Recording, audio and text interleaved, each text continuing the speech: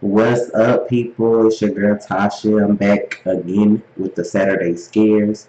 This compilation we started before with the horror stories that were animated, I think. And I got about halfway through that video. Now I'm about to do the other half. So we're going to go ahead and get into that. Hope y'all having a good one today. The honeymoon.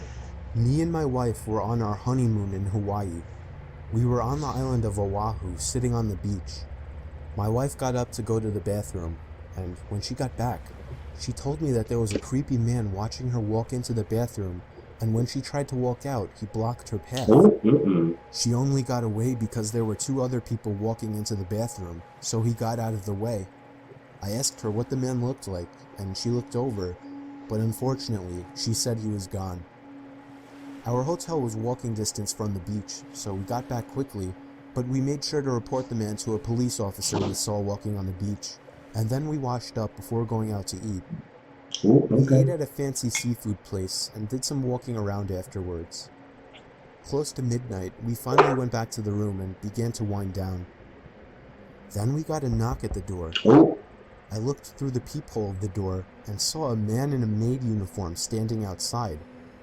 I opened the door, and he immediately tried to let himself in. I pushed him back a bit, asking him what he wanted. He told me he left something in the room while cleaning earlier and needed to get it out. The only thing, we left the do not disturb sign on the door all day.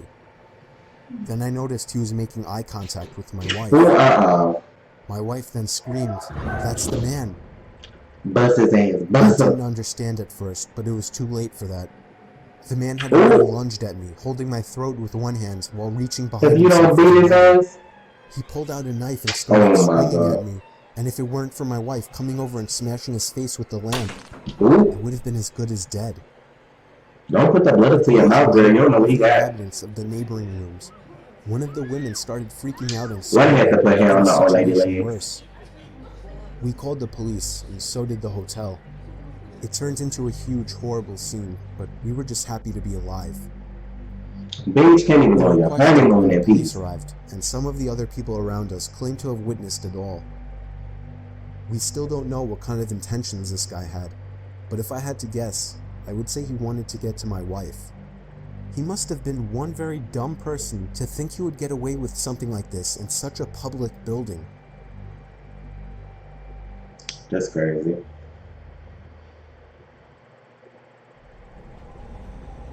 Late night delivery.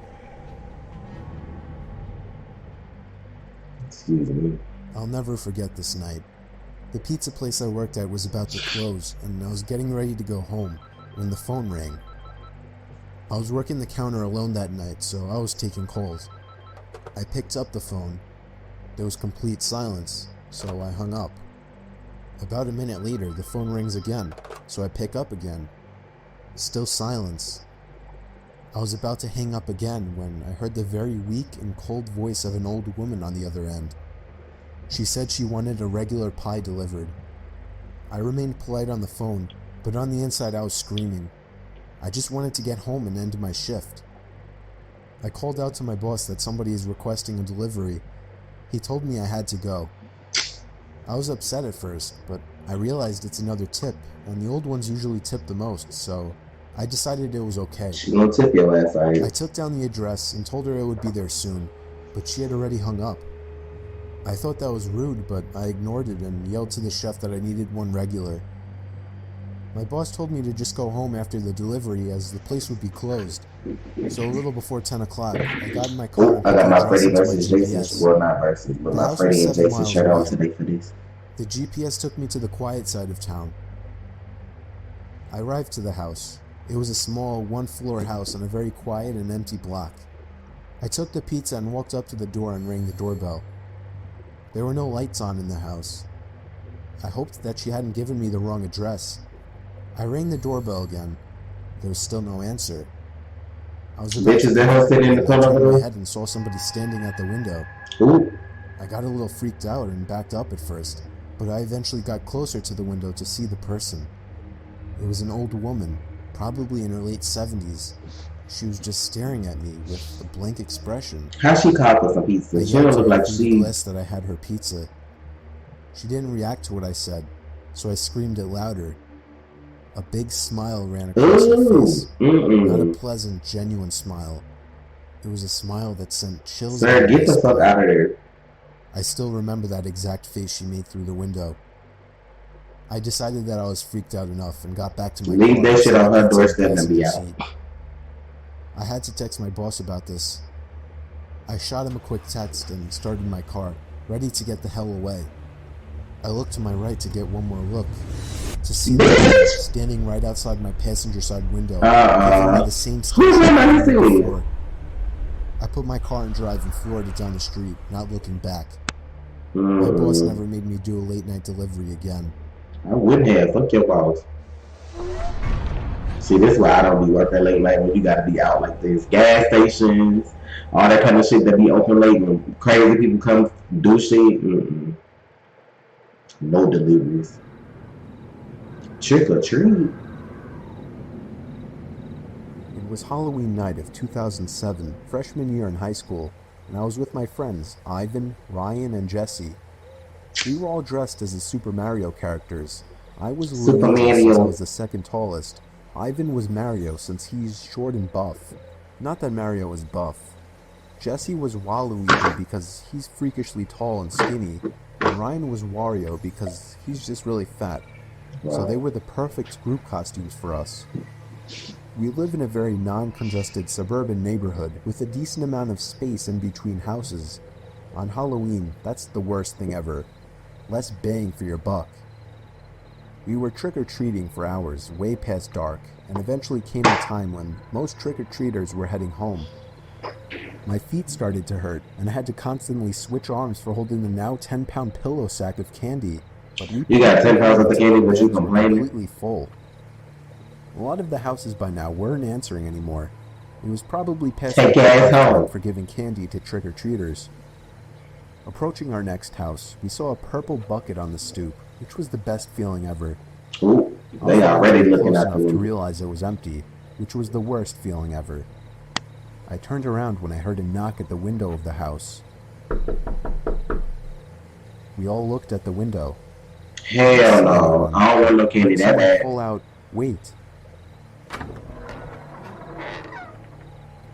The door opened, and an older man, late 40s, already balding, stepped outside. He told us to come inside so he can get us some more candy. I said we could just wait out here. Right. He responded saying something along the lines of, "Nonsense, come on in, we'll get you your candy." Ivan stepped in and said, "It's alright. Come on, Dan, let's go." I Your big told him ass not to wants take to. care and apologized. He just stood there watching as we walked Who was that in off, the not background? saying anything. I felt bad, but at the same time, that guy seemed like a creeper, and I figured A I just creeper. dodged a bullet not going in there. If the story ended there, it wouldn't be scary, so of course, it didn't end there. We skipped a few of the guy's neighboring houses just to get further away, and continued on with our business. We were walking down close to the nature preserve Bitch. now, so there weren't many houses around us. At this point, we were now walking back closer to Jesse's house. I noticed Ryan had stopped walking, and I turned around to see what's up. He said he heard someone moving from behind the trees in the preserve. Okay, you gonna stop? Now, this was before everyone's phones had flashlights, so we couldn't just go searching in the woods for someone. Besides, we were just telling Ryan that it must have been a raccoon or something. You may think this is a bit of a cliche, but when things like this happen in real life, you always assume the more logical possibility. It's just natural. Why would we assume we were being followed? I had to put my arm around Ryan's shoulder and nudge him forward. A little ways down the street, me and Ivan picked up on the sound as well. When we all stopped, the sounds of the footsteps from beyond the trees stopped as well. Ivan yelled at the obvious stalker to go away, or we would beat the shit out of them. I knew he Okay. was just bluffing though. I could hear the nervousness in his voice. The snap of a twig from beyond the trees triggered a fight-or-flight response in all of us. Me, Jesse, and Ryan all ran for it. Ivan was at first charging to attack, but he quickly followed after realizing we had all taken off. We ran down the dark street, and we all noticed the sounds of at least 2 or Bitch, 3 them in pairs these of footsteps costumes is crushing twigs hilarious. and leaves in the woods. We banked it hard right down Jesse Street when it finally came up and ran straight for his backyard, entering his house through the back door. The first thing we did was peek out through his living room window. We couldn't see anyone. We all had to gather our thoughts and discuss what the hell just went down in his living room, when all of a sudden we heard Jesse's backyard gate slam shut. Ooh, Jesse dove to turn off the lights. There was a click and a should have bang dove from for a behind the knife. den. It was more than likely Jesse's back door. We all agreed to go down armed with knives and face them. Why you gonna Jesse lock the turned on fucking his back door door? light, but there was nobody out there. Just then the front door opened, and we all Lock the screamed fucking like animals. door! Jesse's mom and sisters came rushing downstairs. They had just gotten home from their friend's little house party. We all rested assured knowing it was just them. Jesse explained what happened, but made it seem a lot less dramatic. Me and Ivan went home after that and called it a night. At 12:30 a.m., I got a disturbing text message. It was from Jesse. It said, "It wasn't my mom." I texted back saying, "What?" He responded back quickly, saying, "It wasn't my mom in the backyard." My fingers slammed the buttons on my phone, responding back, "What do you mean?" There was a long pause before he finally told me that his mom and sisters said they never went in the backyard. I told him to immediately check the backyard from his upper deck. He had already done just that. He also told his mom everything, and she had already called the police. They didn't find anyone back there, but Jesse did mention the guy who invited us in while trick-or-treating. Nothing ever became of that, and nothing ever Ooh. happened at Jesse's house again after that one Halloween night.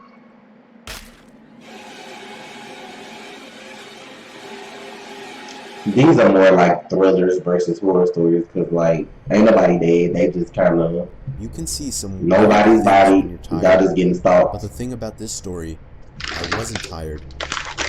Me and the family were on vacation to some resort in a very rural area of Pennsylvania to make the setting creepier. There weren't many young people there for me and my brothers to hang out with. It seemed like more of an adult resort. But then one day when I was walking outside of the main lodge of the resort, I for some reason looked up to a window on the second floor and saw a teenage girl looking down at me. From She that probably got distance, she hobos. looked kinda cute, so I gave her a wave, but she didn't show any sign of reaction, so I just moved on.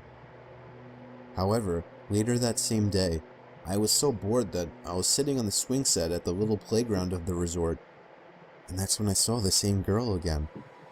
She was a little ways away from me She down dead. past the playground, close to the tree line, and she was just standing there staring at me.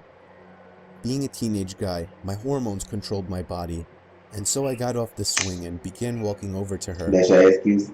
As I started getting closer to her, I realized she wasn't as cute as I thought she was. Oh, There was something about her face that just gave off a creepy vibe. I can't put my finger on it, bitch, look at but her. if I had to say, I think it would have to do with her eyes and her mouth. I'd say once I got about halfway over to her, she turned around completely and ran into the woods. And I mean she full on ran into the woods. I stopped in my tracks, completely turned off. This girl seemed like a freaky stalker. I didn't see her the Why rest would of you our even stay turn at the down? resort. During the car ride home, miles and miles away from the resort, I was thinking about her. How maybe if I followed her into the woods, I could have gotten laid, even though there was something off about her face. That's what you worried But about? See then what I this? saw next I'm made me feel mad. like my heart dropped into my stomach. Looking down ahead, I saw the same girl standing by the tree line on the side of the highway. As we sped past her, I saw her head turn so that she was always looking right at me, even through the tinted minivan windows. I asked my parents if they saw her, and they just responded, "Saw who?" Soon afterwards, I accepted that it was all in my head, and that the girl was never even there. That's it. Better than even your hormones made a ghost because you thought you was gonna get laid. That's how trash your life is. There used to In be a the pond about storage. half a mile away from my old house that I would commonly go fishing in. It was nicknamed Daryl's Pond. I still have no idea who Daryl was or why it was called that, Was there from but Walking nobody Dead, owned boy. it, so people would once in a blue moon go fishing there as well. It was usually me by myself, though. I had dug a pole into the ground where I would tie a noose to and from my small kayak.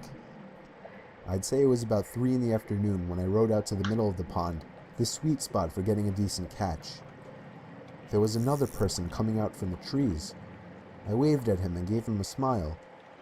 He hopped into a small boat floating by the edge of the pond and began to row over to me. As he got close enough where trying to speak to him wouldn't come off as obnoxious, I gave him a friendly, "Perfect day, isn't it?" "Yes, absolutely," he said. He didn't say anything after that, and I started to feel a bit awkward, as if I were obligated to keep some kind of conversation rolling now. Sir. "So, you come out here to throw some lines?" I asked.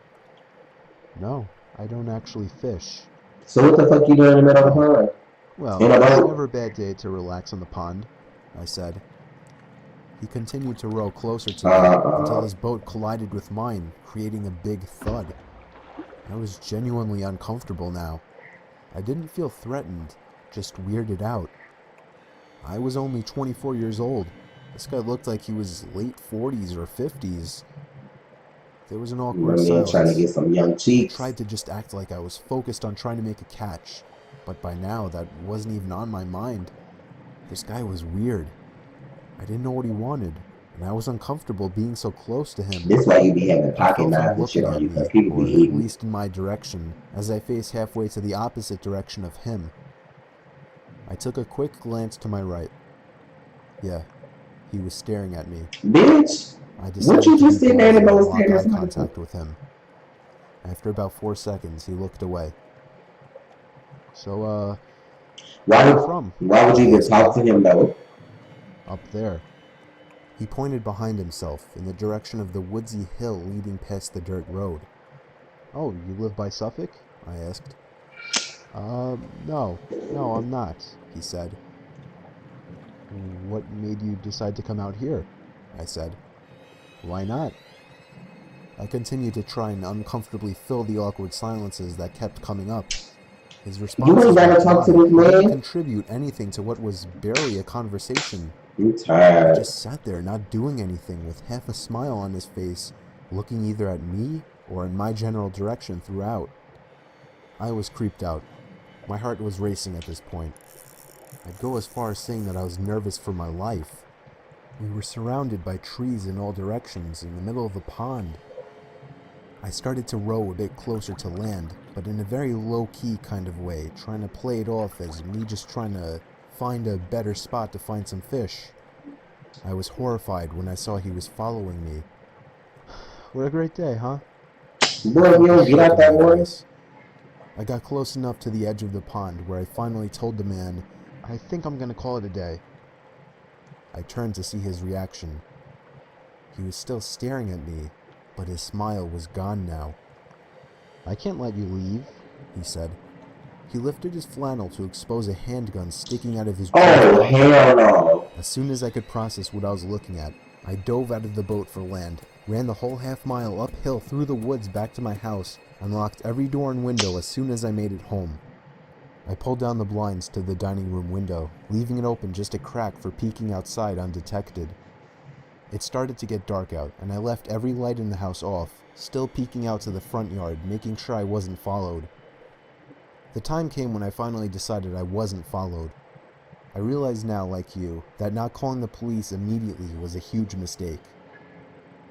They ain't I gonna do kept my shit. bedroom windows open to let the room air out. My bedroom was on the second floor, so I wasn't worried about being watched If from this man got anywhere. a whole ladder and come through this About window, half an hour after shutting the light and falling under the covers, I heard the sound of leaves crunching from outside. I sat up to hear it more clearly. It was definitely something walking around out there. Normally I would assume it was a deer or a bear, but after what just happened, I was still in paranoia mode. I sat up as still as a statue, except for my shaking out of fear, waiting as the sounds of the steps that man stopped. gonna jump up to the second floor. Got you, "Hey buddy, bitch. you up there?" Are Oh, you trying to sleep? Sorry, I didn't mean to wake you. I felt like 100 pounds just this fell man crazy as directly onto my hell. chest. It was the same voice. I knew it right away. I didn't make a sound. I crept out of the room quietly downstairs to the kitchen and grabbed the phone, practically crawling on my way out to avoid being seen through the open blinds. I called 911 like I should have earlier in the temporary safety of my bedroom. I made sure to whisper into the phone as I was still hoping that he hadn't yet heard or spotted me.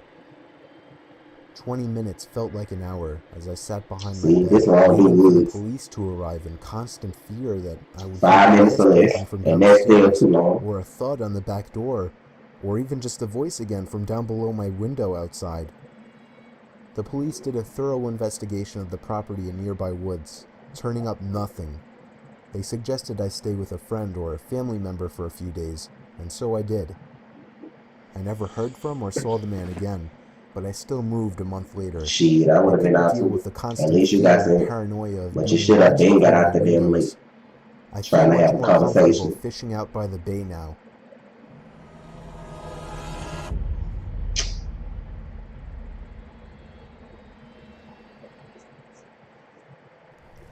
I think I'm gonna put this up first for y'all The before the last other thing I video saw because these was ain't my as alarm scary. clock flashing 12:07 before she pushed her long, rotting nails through my chest, her other hand muffling my screams. I've seen this I before. sat bolt upright, relieved it was only a dream, but as I saw my It was alarm clock animated read differently though. 12:06, I heard my closet door creak open.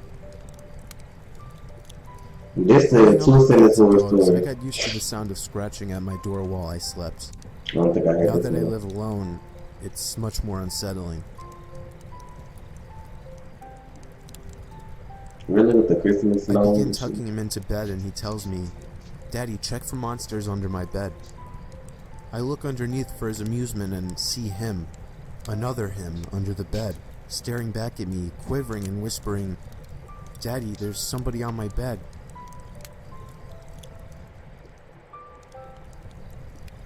I always thought my cat had a staring problem.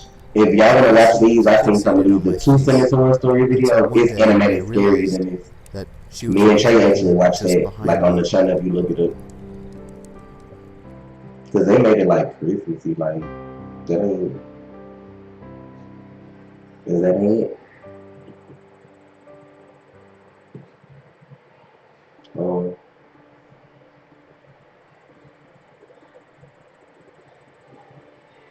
oh, okay.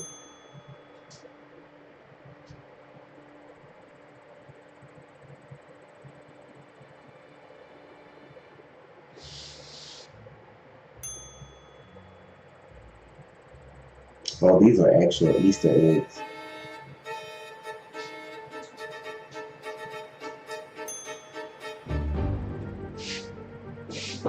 You get girl from the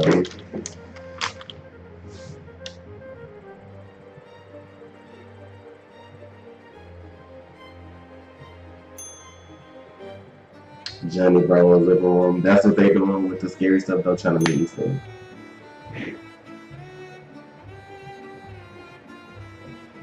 I guess.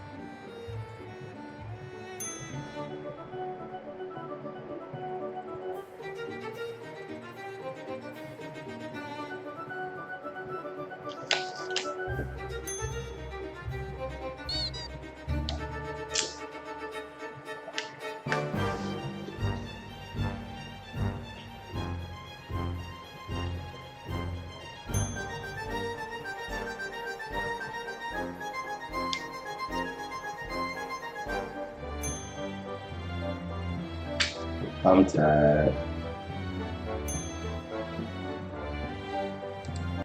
They have fun with that. But anyway, y'all, that was the rest of the animated horror shorts. Not as scary as I would have assumed, but I mean, I guess if to the person telling the story at the time it happened to them, then it's scary. So, with that being said, I'm probably gonna put this video up before my other one today, just so that the other one hopefully will be scary. But thank y'all so much for watching with me and supporting this series on Saturdays. Um, Make sure if you want to send me a scary video to watch on Twitter, you do hashtag Saturday Scares so I can get a chance to look at it. But I'm gonna get out of here so I can get another video done for y'all. Thank y'all so much for y'all support, and I'll see y'all next time. Peace.